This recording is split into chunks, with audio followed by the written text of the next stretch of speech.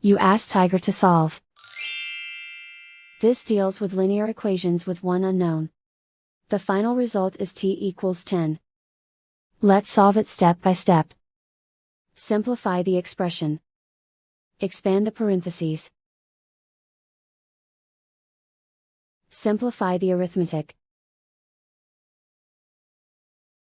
Group all constants on the right side of the equation.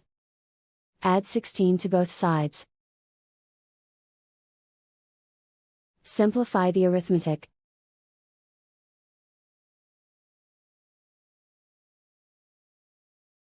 Isolate the t.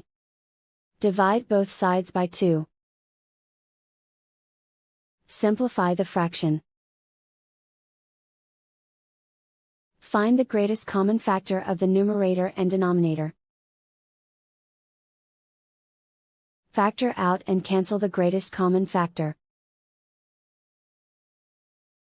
And so the final result is t equals 10.